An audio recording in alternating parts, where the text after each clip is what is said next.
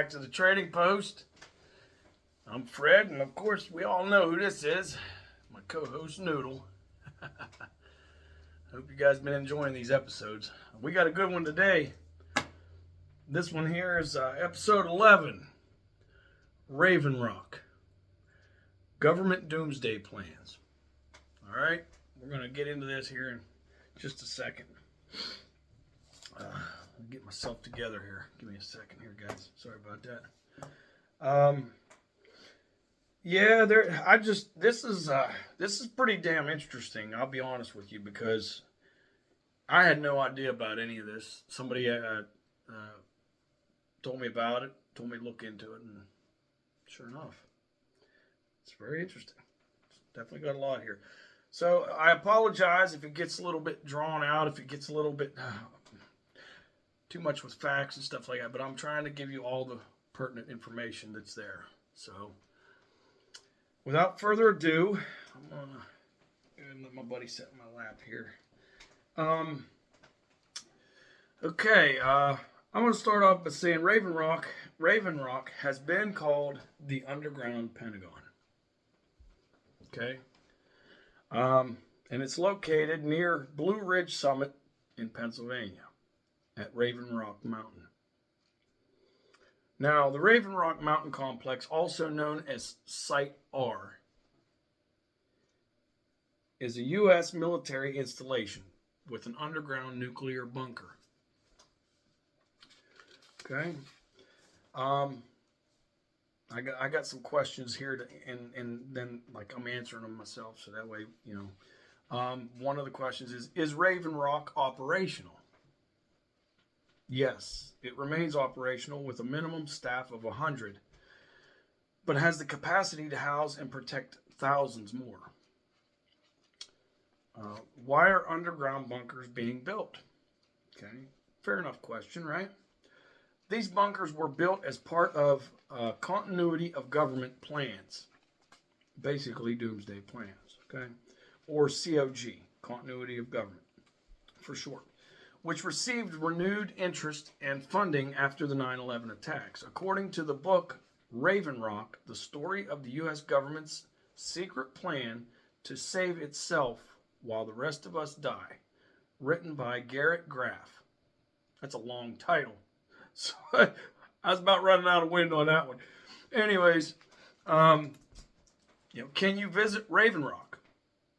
Yes, you can, but always a but, and it's a big but too. But the requirements is tours are offered only through the White House's Weekend at Camp David program.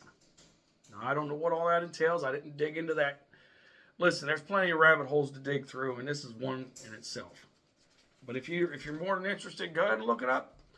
Get back to me. Let me know what you find out if you find out anything. Heck, I might get bored and actually look it up myself. I don't know. So, what is inside of Raven Rock? Well, Raven Rock is hypothetically a self-sufficient community with 2 underground reservoirs, a power plant, food reserves, and its own fully stocked bar. The tunnels also house several 3-story freestanding buildings that would have accommodated a few hundred high-ranking people. Okay? Give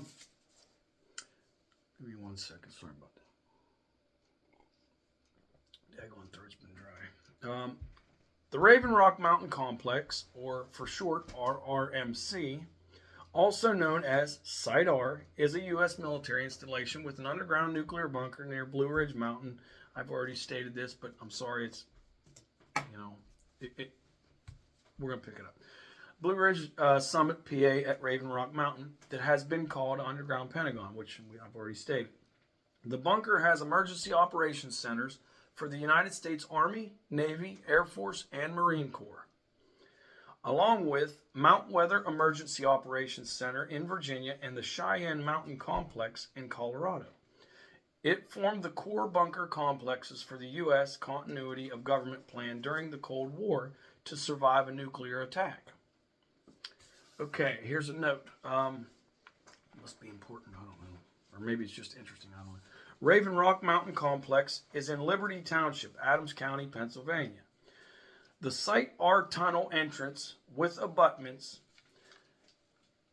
at 39.729642 degrees north, 77.432468 degrees west, now has a building that is visible from a public road intersection to the west, particularly when trees are bare. The tunnel's other opening is in the east is near the military installations above ground support area near the Route 16 intersection with Jack's Mountain Road. Coordinates for mountain summit are 39 degrees 4402 north, 77 degrees 2510 west. This site was built 1951-1953. Okay? Now that's saying the east side, right? Okay? It's not saying not when it was actual, the whole thing was started, okay? The installation's largest tenant unit is the Defense Threat Reduction Agency and RRMC, which, as I said, was Raven Rock Mountain Complex. Communications are the responsibility of the 114th Signal Battalion. The facility has 38 communication systems, and the Defense Information Systems Agency provides computer services at the complex. Here's the history of it. Strap in, guys. It's going to be a long one. I'm really surprised I got as much as I had on this. Anyway, Raven Rock Mountain is adjacent to Jack's Mountain on the north, while Miney Branch flows west to east between them in the Potomac River watershed. The 1820 Waynesboro-Emmitsburg Turnpike with toll station for the 1787 crossroad was constructed between the mountains, where the fight at Monterey Gap was conducted after the 1863 Battle of Gettysburg. Stuart's artillery at Raven Rock Gap shelled federal troops. Okay, so they supplied them. In 1870, copper ore was discovered to the north, and the nearby Fountaindale Springs House was established in 1874. Excuse me. The scenic area's mountain recreation facilities to the west included in the 1877 Penmar Park, then 1878 High Rock Tower, the 1855 Monterey Country Club, and several resorts. Example, Blue Mountain House, Buena Vista Springs Hotels, and Washington Cliff House. Those are all examples. Okay. The 1889 Jack's Mountain Tunnel on the western extension, Baltimore and Harrisburg Railway, was completed near Raven Rock Mountain, and nearby stations were at Blue Ridge Summit and Charmian. Okay, it's a funky word. I'm just a dumb hillbilly. Give me a break. The Army's 1942 Camp Ritchie was built southwest of the resorts, and a local road was built eastward from Blue Ridge Summit and intersected the north and south Fountaindale Sabilesville Road. The intersection now provides access to the RRMC main gate. So it provides access to the main gate of Raven Rock. Okay. Planning for a protected Cold War facility near Washington, D.C. began in 1948 for relocation of military National Command authorities and the Joint Communications Service. Here's another note. Army unit. Okay. In 1953, the Army's Raven Rock unit was part of Joint Support Command. Then, in 1971, that's a jump. Then in 1971 was redesignated as the Directorate of Telecommunications and placed under the Garrison Commander of Fort Ritchie, where Strategic Communications Command moved. The Directorate was redesignated USACC Site R Telecommunications Center in 1976. Then simply USACC Site R in October of 1981. Both under 7th Signal Command. Told you it's going to be a lengthy one, these guys. Colonel Humphrey L. Peterson was the 1983 commander of USACC Site R, which was redesignated in May 1984 as United States Army Information Systems Command, Site R. A lot of redesignations in this joint, huh? Good Lord. How do you keep up with it? Okay, operation of the center was removed from the mission when the unit was redesignated 1111th U.S. Army Signal Battalion under the 1101st U.S. Army Signal Brigade. In October 1988, under 1108th U.S. Army Signal Brigade in October 1993. And the battalion remained responsible for maintenance, upkeep, and communications. The unit became the 114th Signal Battalion under the 21st Signal Brigade after the 1995 Base Realignment and Closure Commission. I know it's getting a little hairy, man. There's too much 111th, 21st, and whatever going on here, huh? Yeah, no wonder. I'm sorry. I hope you guys are able to follow this. I'm trying to put it together the best I can. If you have any tips on how I can maybe do it a little better, just feel free. Tell me how bad I suck. Anyways, Underground Communication Center. Let's get into that. The planned Deep Underground Communications Center was identified in the original 1950 federal petition to seize the Beard Lot. That's a certain lot. It's called the Beard Lot.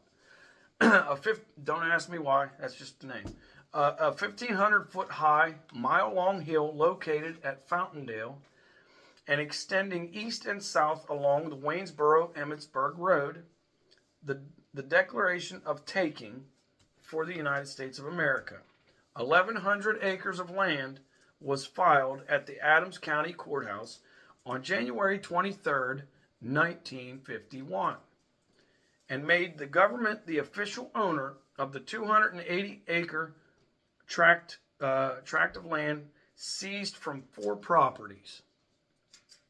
17 total properties had been requested by February 15th, some only for temporary use. Okay, that's a little fact in there too.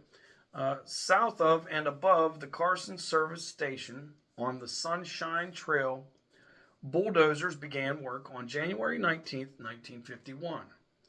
By February 3rd, a roadway to the site had been leveled behind a farmhouse, and by February 24th, underground work had commenced.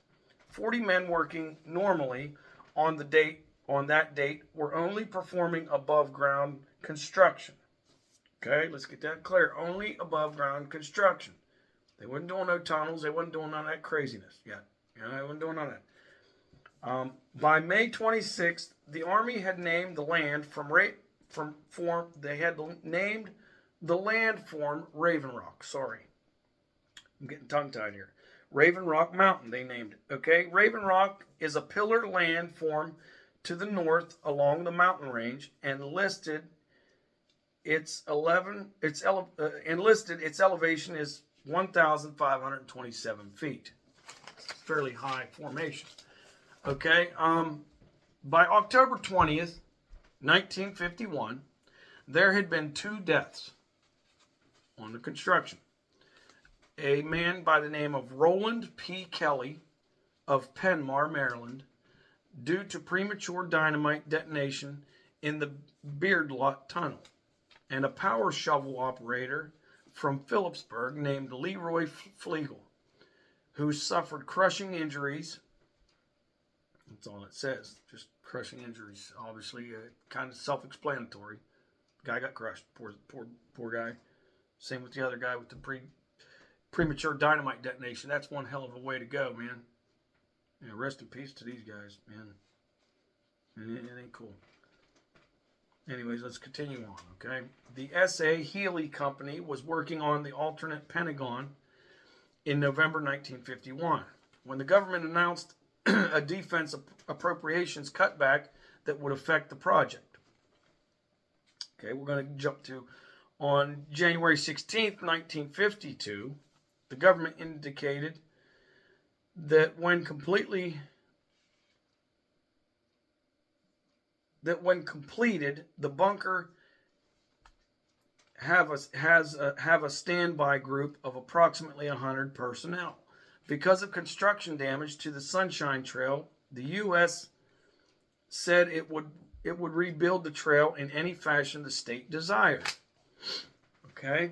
By March 29th, 1952, more than 100 workers were striking from building additional Raven Rock housing at Camp Ritchie, which was to be a supplemental installation for the underground Pentagon at Fountaindale.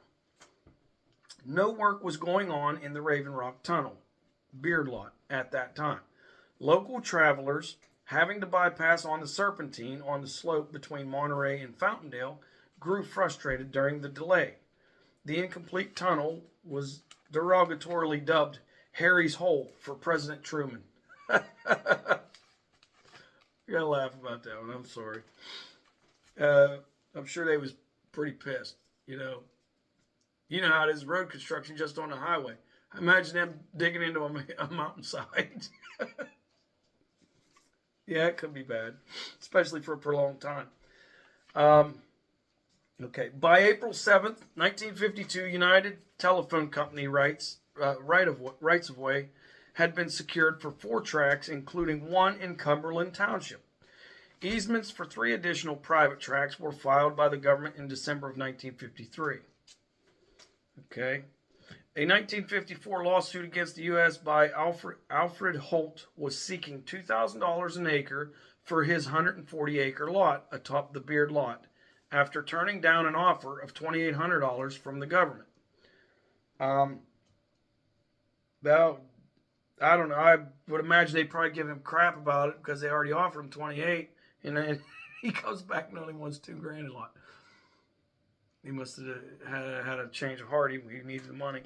A 1952 Army history disclosed Raven Rock information.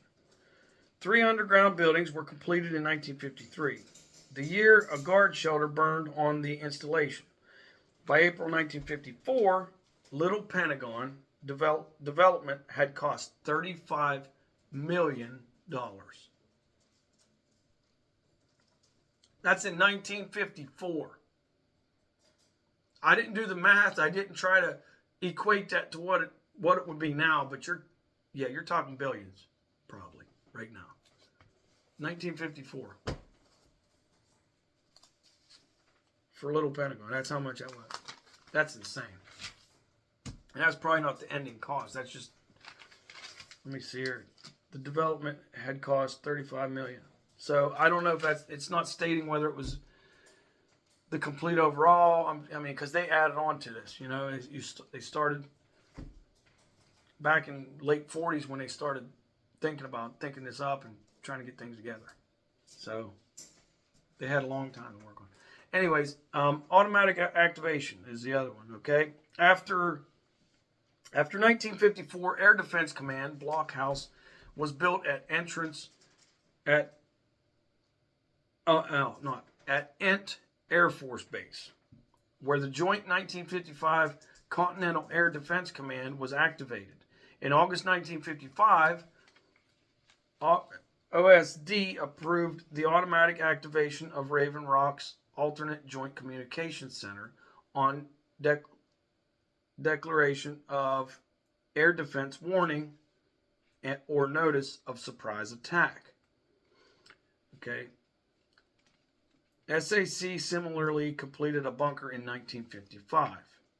Sorry, there's a lot of acronyms in here. The AJCC was equipped with command and control C2 hardware by the end of 1955. Okay.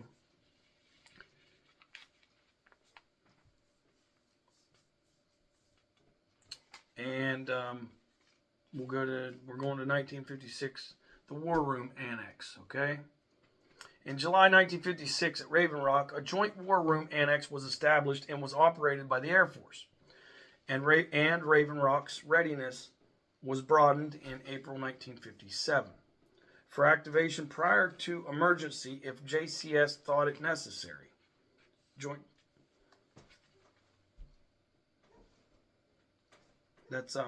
Command.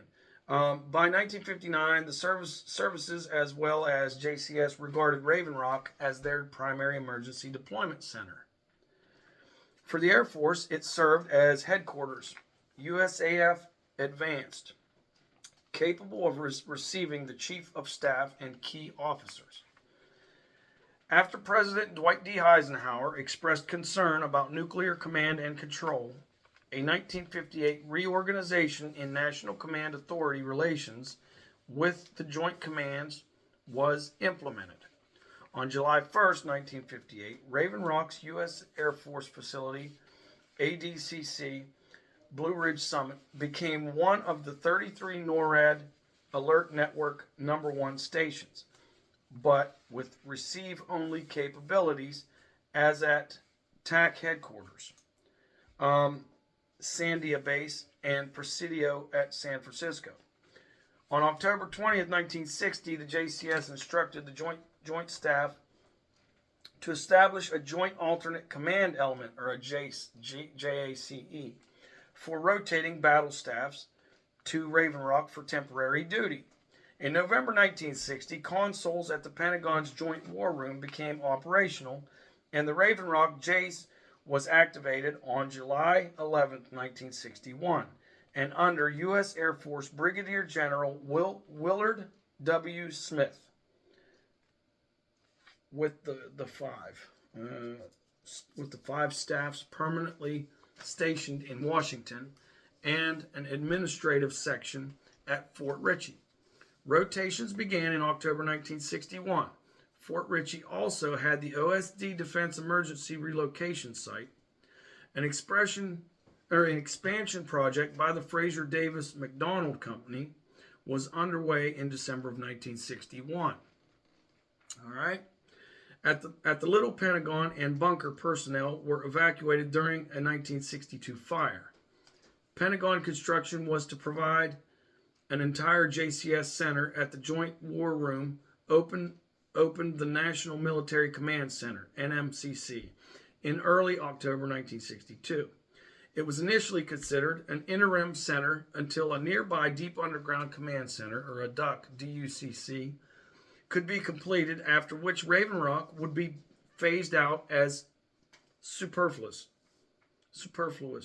whichever version, 50-man or 300-man DUC, D-U-C-C, which is Deep Underground Command Center, was chosen, but neither was built, nor were SACs, SAC's similar Deep Underground Support Center, or NORAD's Super Combat Centers. Okay, 1962, an ANMCC. Raven Rock's Joint War Room, U.S. Air Force, ADCC, and other facilities were designated the Alternate National Military Command Center, or ANMCC. Alternate National Military Command Center. On October 1st, 1962, when the Burroughs SS-416L control and warning support system with the semi-automatic ground environment had been deployed, which is backup interceptor control, began at North Bend AFS in December.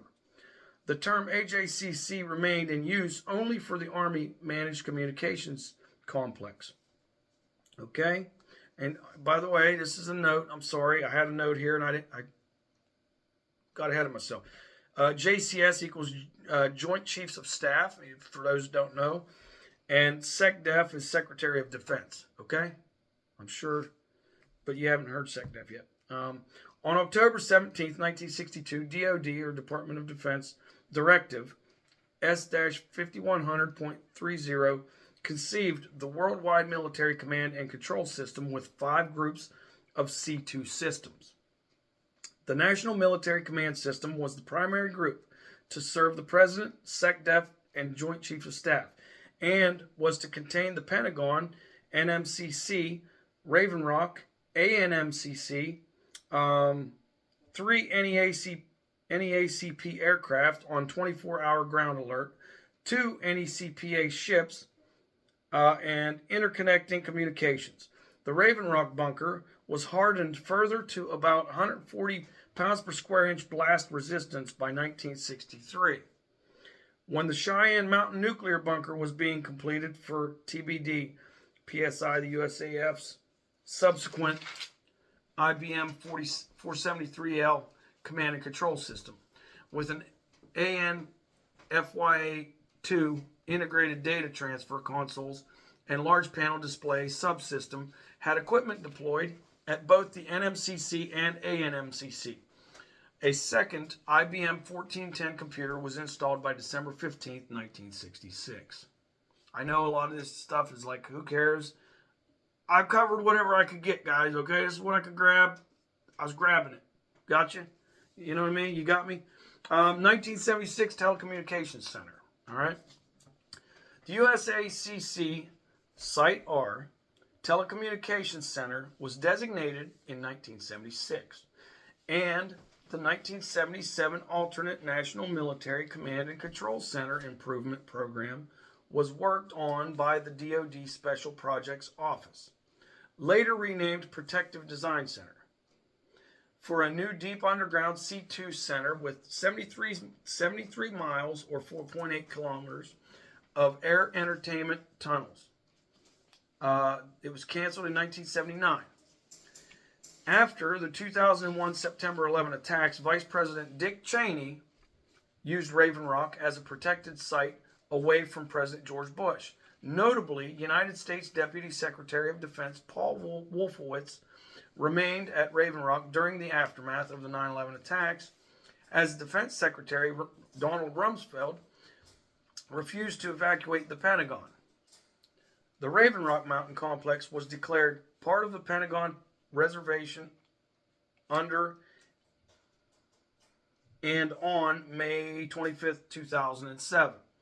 DoD policy declared it is unlawful for any person entering or on the property to make any photograph, sketch, picture, drawing, map, or geographical representation of the Raven Rock Mountain Complex without first obtaining the necessary permission.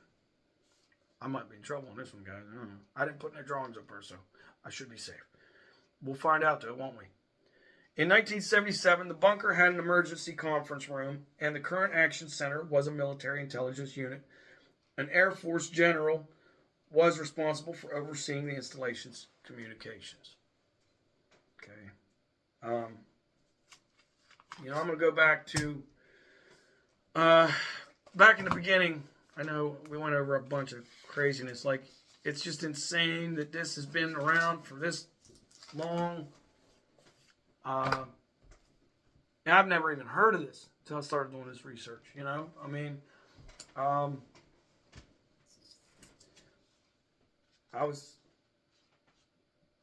trying to think of that one guy's name. What was it? I had a note for it here. David Ferrero, archivist of the U.S. National Archives or something. Is that him? No, that was, I don't know. That was somebody else. Garrett Graff. That's the one I was thinking of. The one that wrote that book with the real long title, The U.S. Government's Secret Plan to Save Itself. Let Us Die. Whatever. Okay. Yeah, that's something else, man. All those plans are strictly just to maintain continuity of government in case of a nuclear fallout, something like that happens. Okay. You know, there's other stuff that I looked into that I was seeing, you know, there's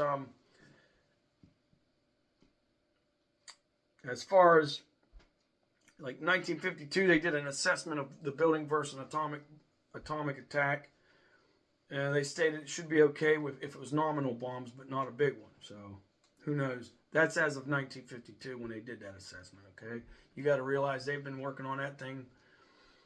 How many years now? My God, it's 2023 right now, as of right now. So I'm sure it's far better than it was then. That's right. Garrett Graff's a historian.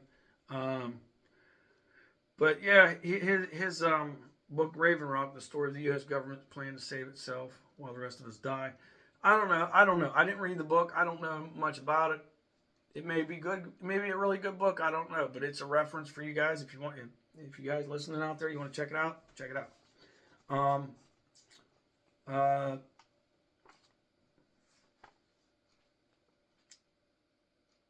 trying to think.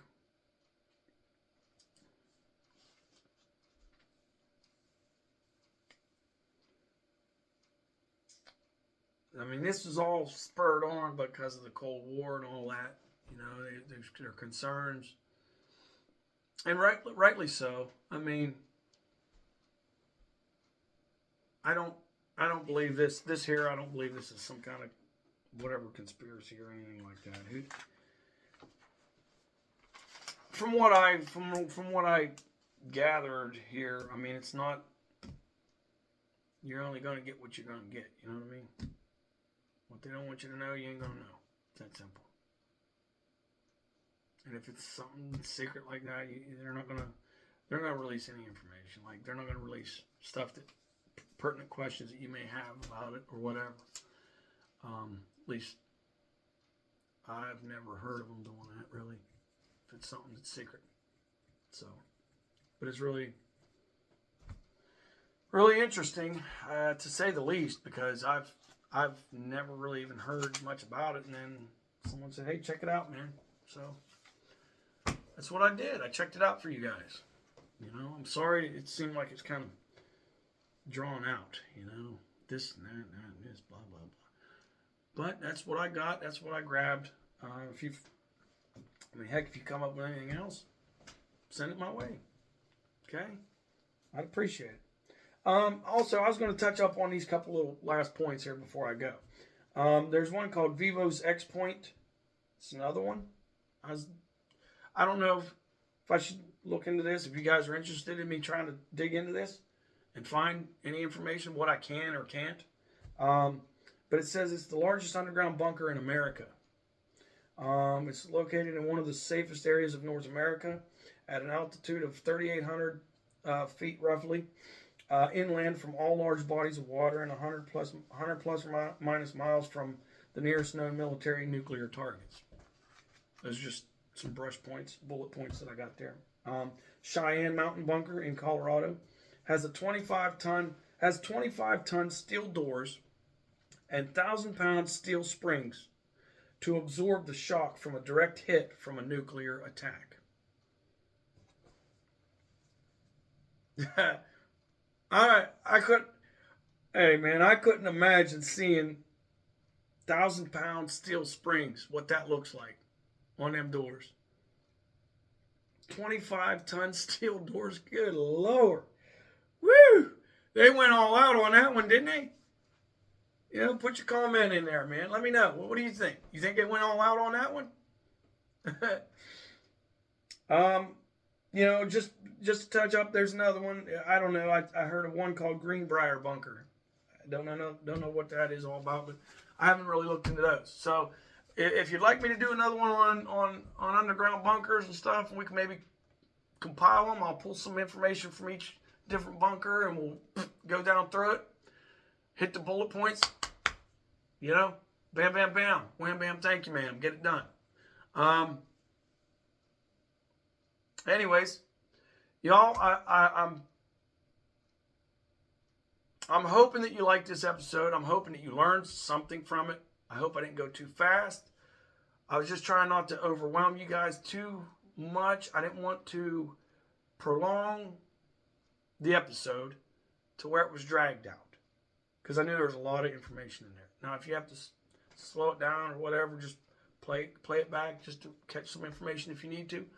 Feel free to. You know, I mean, that's your prerogative. But, I mean, nevertheless, this was an interesting one. I was really shocked. I was really shocked because I had no idea.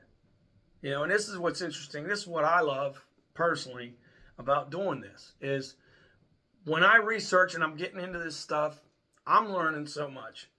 You know, and I'm sure there's at least one of you out there that may be watching this, listening to it, or learning something. You know, that's my takeaway. That's what I get out of it, is hopefully you're learning, you know, and enjoying yourself watching these, you know. But if you have anything that you want me to touch up, that you want me to research and work on, throw it in the comments. Let me know. I want to know you guys are out there. You know what I mean? Just comment and say, hey, I want to hear about Bigfoot. I want to hear about mermaids, fairies, whatever, disappearances, whatever. More of the missing 411s. I'll go ahead and compile some more of those and do that. Matter of fact, I'm looking into trying to buy the books. I don't have them. I think there's 6 of them overall, total. So I gotta try and get a hold of some of those. Try and get them all, and then go down through them, and maybe we can pick out some of them, and according to where the disappearances are at. Like I did the Appalachian Trail one. That was around that area.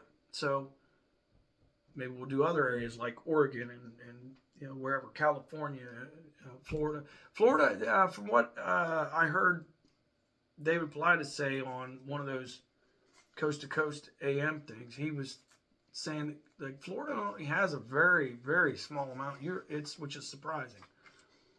Very minimal compared to the other states. But yeah. Also, if you would look it up, you research it, pull it up on your computer, you can find a map of the disappearances, right? All across the United States. Now, if you have that map and you lay that above a map of the actual cave tunnel systems, you'll get a surprise. You'll be very shocked. Okay? Once I learned to be able to actually edit videos, I could put some stuff in here for you guys, like pictures of what I'm talking about. I feel bad that I can't do that because I'm a little bit I'm just like a newborn baby, man, or like an infant trying to walk.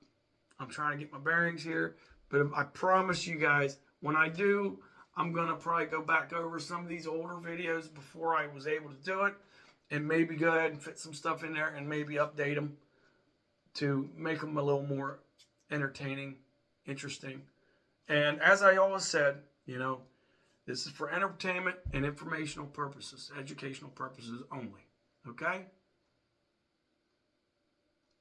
I got to throw that disclaimer out there. Also,